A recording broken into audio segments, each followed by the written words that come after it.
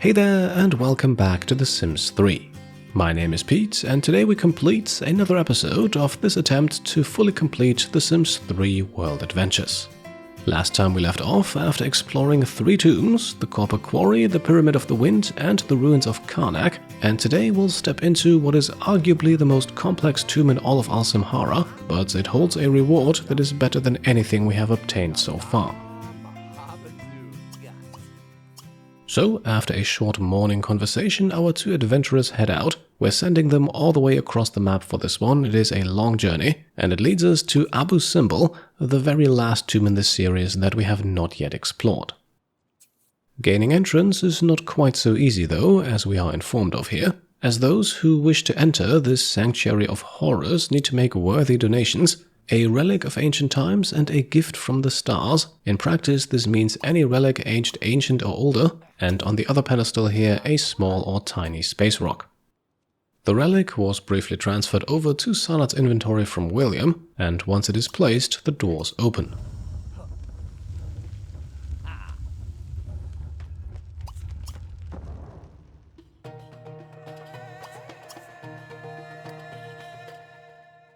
Through a door we enter a room full of statues. A plaque on the wall tells us that those who wish to claim Horus's treasures must first claim his greatest treasure, and that is exactly what we're here for today.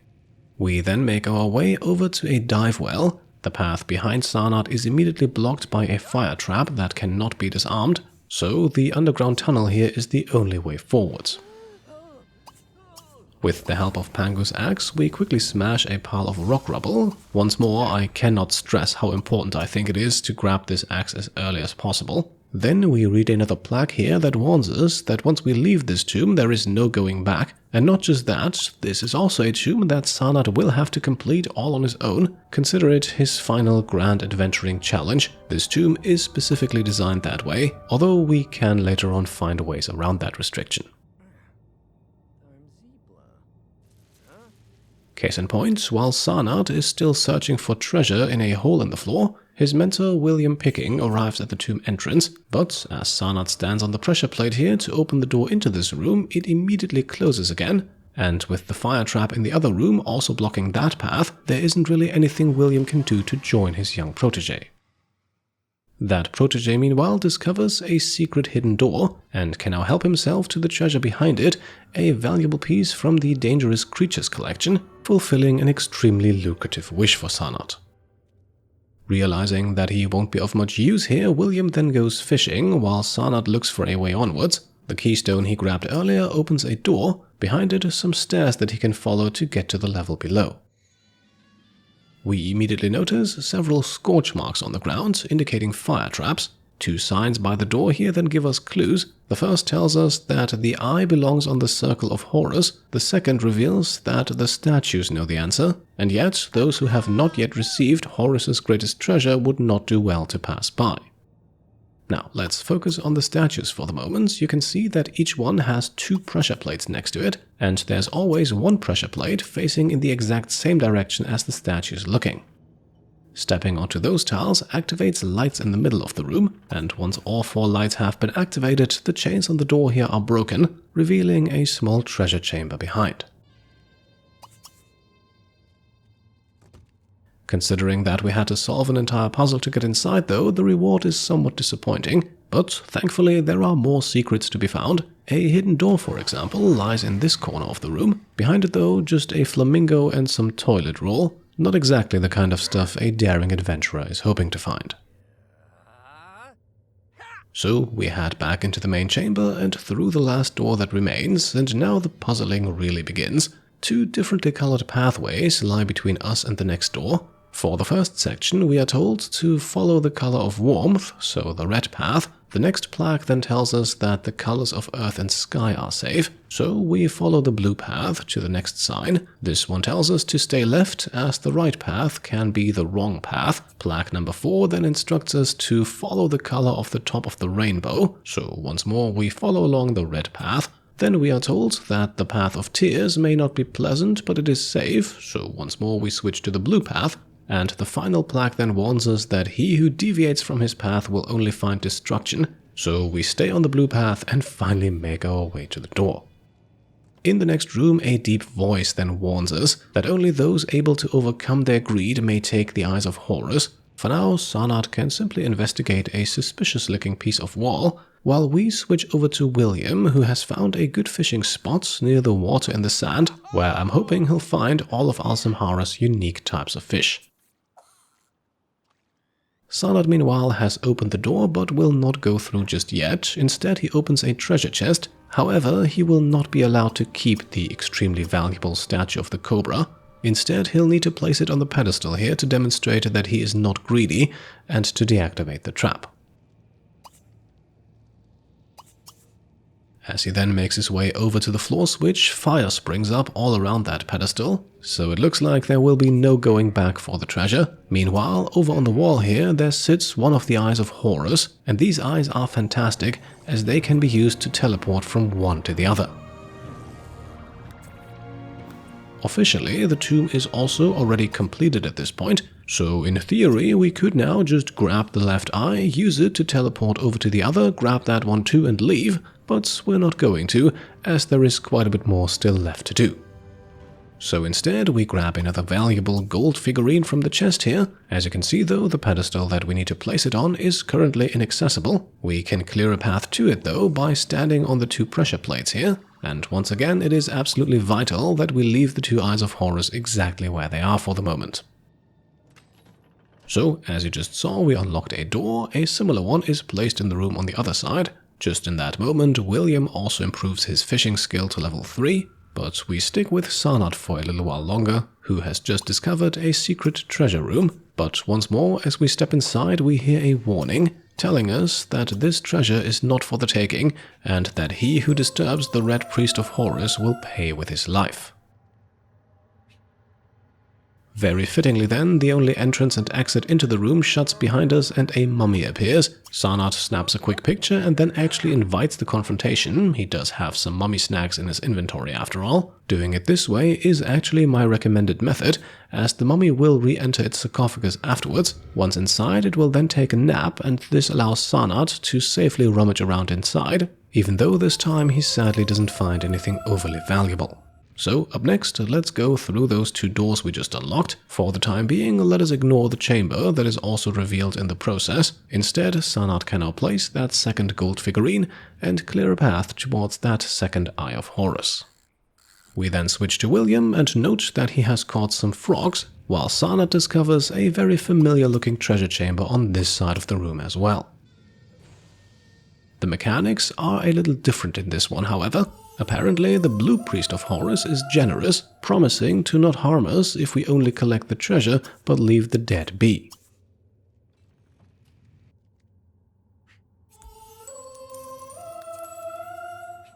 So, at this point, with all treasure collected, we could turn around and leave again, but of course we're not going to do that. Sanat opens the sarcophagus and is immediately met by a mummy. During his attempt to escape it, the game then glitches out a bit. Eventually he manages to get going, but runs straight into a fire trap, same as the mummy. After extinguishing himself, we can then try the sarcophagus a second time, no more mummy to protect it, and our efforts are rewarded with a decently valuable relic. Let's pocket that and keep moving. Now, at this point, we're going to claim the left Eye of Horus, which is transferred into Sanat's inventory. Despite that, however, it can still be used to teleport to the other one.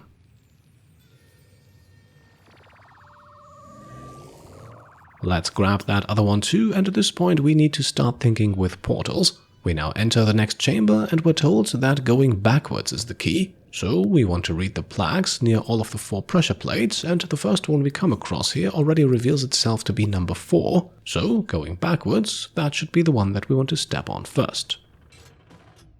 As you can see, this opens the first of several doorways. Up next then is floor switch number 3, and so on and so forth until we activate the final one. Afterwards, we use one of the Eyes of Horus placed behind the fire traps here to escape those. Let's not forget to pick it back up and then proceed along the path. Very important, we do not want to use the pressure plate in the middle of the room here, that only resets the doors.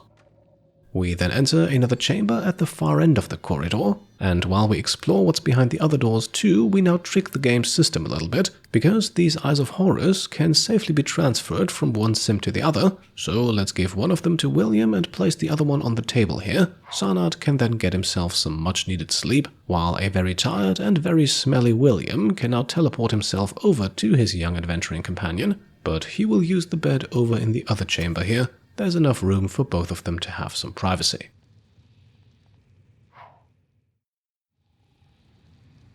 On the next morning then, Sanat can grab a bite to eat, grab the eye, and grab the treasure in the room, before he then re-enters that chamber at the end of the corridor and meditates, just to quickly fulfill a wish of his.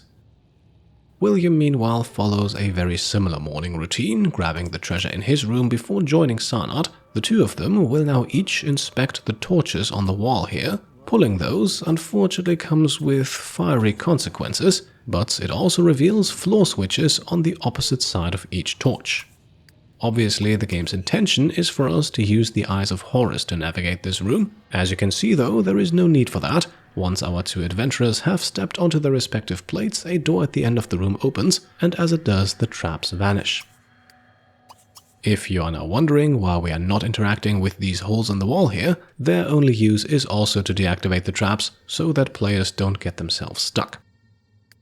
In this next room then we do need the Eyes of Horus. We'll place one of them on the ground here, because as Sanat opens the first chest here, another set of fire traps spring up. They could once again be deactivated by placing the figurine on the pedestal, but now that we can freely teleport around, there is no longer any need for that. So we'll collect both figures and then return to where we started. We can then put the other Eye of Horus back in our inventory and continue. At this point, only the two bedrooms we slept in earlier are left. Both of them are almost identical in their design, and once again they are intended to be used with the Eyes of Horus to navigate between them. However, for our two adventurers here, there isn't really any need for that. By the way, the screen turning darker whenever we switch to William has to do with him still being afflicted by the mummy's curse. Apart from this visual effect and a slight mood penalty though, he does not suffer any other ill effects, and we do have 12 more days to cure it. Now, the process in these two rooms here is very simple. A wall torch in one room will reveal a hole in the wall in the other. That hole in the wall, however, will only be there for a few seconds, so you either need two sims or you need to teleport to access it in time. From within those two holes in the walls, our sims can then grab keystones. In the room in blue, we find a keystone for the red chest, and vice versa. By the way, I also really enjoyed the additional coincidence that Sanat and William are dressed in blue and red, simply because I forgot to have William change from his pajamas. Now, from the two chests then we recover another gold figurine and a fragment for the Sarcophagus of Kings, and with that we are now pretty much done here. At this point we briefly return to that area with the blue and red path, where a small outer path also exists. One final time, this is an area that is meant to be navigated with teleportation, but it also works just fine if we're simply using two sims. The challenge here is that we need to push and pull the statue here in such a way that it eventually ends up on the pressure plate at the far end of the path. Not so easily done with a path that is only one tile wide and features several corners, and ultimately, even with two sims, it does require one use of the Eyes of Horus to get Sanat out of there, while William then pushes the statue onto its final resting place. That reveals a hole in the wall that we absolutely want to inspect, as it is perhaps the most important one in the entire tomb. After all, contrary to most of the others that we saw last episode, this here is a tomb that features a unique sigil, and collecting it now actually completes our collection. Yes, after 22 episodes, we have finally collected all 13 tomb sigils in Simhara. Once we are back home, we will proudly put them on display. I have to say, this took quite a bit longer than I thought it would, but then again, Simhara is also the travel destination with the most tombs by far, so completing Shang Simla and Shonli Sims should hopefully not take quite as long. Now, there is one final thing we need to do here before we officially make our exit. After swimming through the dive well once more, we place one of the Eyes of Horus on the ground. Then we pull the statue onto the pressure plate here, effectively locking Sanat in. This opens one final previously locked door, behind which we can then collect one last bit of treasure, a snake statue. Not exactly a grand finale in terms of loot, but I think it'll have to do. Since we still can't cross the trap and swimming back seems tedious, let's just give another Eye of Horus to William and then teleport over to him. As we leave, we then also grab the 2 offerings we made to gain entrance, and with that, the doors of Abu Simbel are locked back up behind our 2 adventurers. As they run off, we now set our sights on completing the rest of Simhara for good, and we begin with Sanat, who enters the food store of Kozan Demirchan, where we now purchase bell peppers, cherries, and pomegranates. The latter 2 we cannot find back home in Riverview, and the pomegranates will actually be useful before we return back home, as we now transfer them over to William, just as we are informed that our vacation here will end in just 1 day. The one thing we are trying to achieve here before we send William off to bed is to advance his fishing skill to level 4. And there we go. At this point, we can now inspect the water once more and learn that this fishing spot right here also includes crocodiles, another one of the new types of, well, fish added to the World Adventures expansion. And in order to catch ourselves one, we now want to switch to fishing with bell pepper as bait. Then we switch to Sanat, who has traveled to the local cemetery. As you can see, the place has a vast underground area here with several piles of rock rubble. However, clearing those reveals absolutely nothing, and the 2 sarcophagi here can also only be slept in, but they don't contain any treasure. So we return to William, who, using the bell pepper bait, has now successfully caught a Siamese catfish. However, in order to use it as live bait, he first of all needs to reach fishing skill level 5, which gives us a bit of time to jump back to Sanat now, who's busy harvesting plums from the local fruit orchard. Those 2 we cannot find anywhere else, and I'm not entirely sure if Fabien back home already has some of them in his garden. So we grab a few, snap a picture of the tree as well, and then use the Eyes of Horus to teleport Sanat back over to William. The old adventurer, meanwhile, has changed fishing spots and is currently using pomegranate as bait. The fulfillment of a wish here already reveals that he has caught something, and what he has caught is an absolute rarity, a mummy fish. This fish can only be encountered in a select few spots here in Simhara, and together with frog and crocodile it rounds out the list of Egypt-specific additions. A few moments later then, William also improves his fishing skill to level 5 just as Sanat sets up the tent, and our 2 adventurers can now begin their last night here in Simhara. It is not a full night of rest though, we still have work to do. So, early on the next morning, William casts his lure now to fish with Siamese catfish as bait. However, with his young protege Sanat in need of some social attention, we quickly interrupt the process. A few hugs later though, William can go back to work, and as you can see, it does not take him long to finally catch a crocodile, easy and with one hand, but looking closer, it apparently weighs almost 70 kilograms. Either way, he has now caught all 3 new types of fish that can be found here in Simhara. There's not just fish though, we also have a few new insects to collect. The easiest one of them can reliably be found here in the treasure chamber of the Pyramid of the Sky. It is the Crypt Moth, 1 down, 2 more to go. However, finding the other 2 could require some frequent traveling all over the map, and for that reason we are now going to give ourselves an even bigger boost to our teleportation abilities by purchasing a vacation home. This is something our Sims can do in all travel destinations after reaching Visa level 3. As you can see, there are some pretty unique spots to purchase, both in the center of Simhara and outside of it. We're going with this one though, the Ocean View Estate, with a fantastic view of both the pyramids and the river, and it can be bought for cheap, costing us barely 2,000 simoleons. Now, to take our teleportation abilities to the next level, we're finally going to purchase a lifetime reward with William, the teleportation pad for 75,000 lifetime happiness points, and then we're going to put it right here onto the lot of our new vacation home, where it will remain the only item for now. We'll get to building a proper home at some point later down the line. Now, since we own the place, we can now also freely place one of our Eyes of Horus here, and then use the other one from one of our Sims inventories, Sanat's in this case, to freely come and go as we please, no traveling required whatsoever. With the teleportation pad then, we can travel to essentially any lot in town, As you can imagine, this will make getting around Simhara a whole lot easier.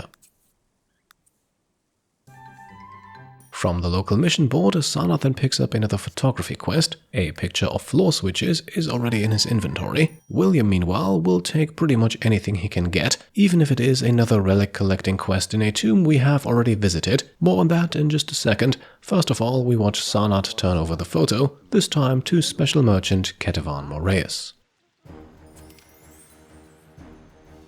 William, meanwhile, has entered the already fully explored copper quarry, which means the treasure chest here and the relic inside are both easily accessible, and he can now bamf right back out of there and back to base camp.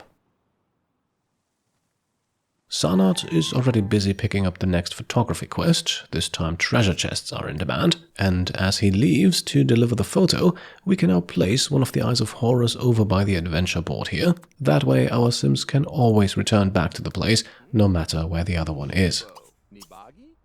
And so, William hands over the relic and immediately vanishes out of sight. He earns 30 visa points, but unfortunately that is not quite enough to get him to visa level 3. So we grab one more. It is another missing relic quest. This one, however, takes place right outside the gates of base camp in the Tomb of Discovery. As you can see, Sanath has made it to the market and hands over another photo. A split second later he vanishes again and we jump over to William, who once more has himself an easy time accessing the chest containing the treasure.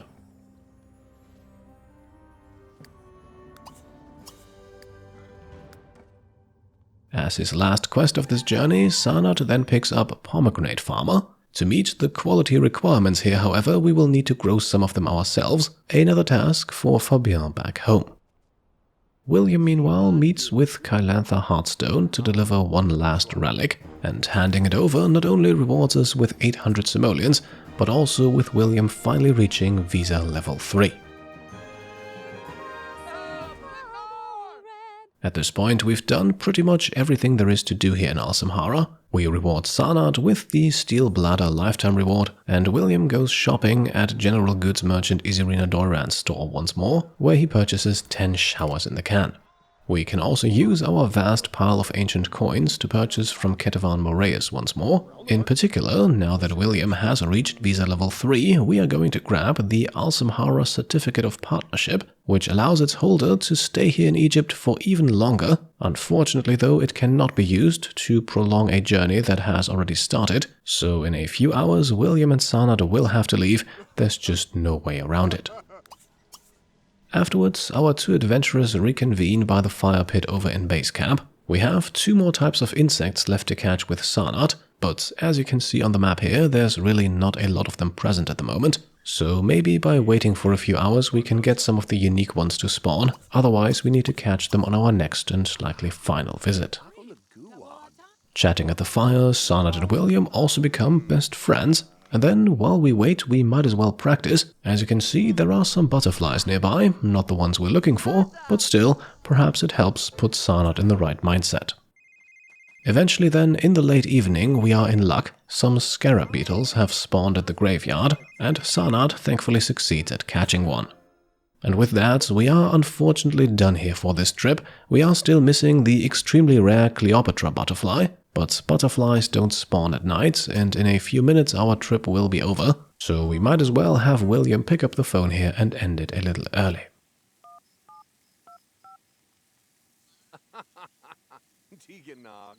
And so, after 5 episodes spent in Simhara, William Picking and Sanath Huja finally return back to Riverview. With all Egyptian tombs completed, we can now proudly display the collection, 13 unique tomb sigils, and with that we are one giant step closer to full completion. And with that, I think we have also reached a good point to make the cut in today's episode. As always, I hope you enjoyed it, and if you did, then I would be very happy if you could leave a thumbs up. If you like what I'm doing and want to support me and my channel further, then you can also go ahead and subscribe to stay up to date, grab some merch over on shop.petecomplete.com, or become a channel member or Patreon supporter. Thank you all for watching, and I'll see you next time. Cheers.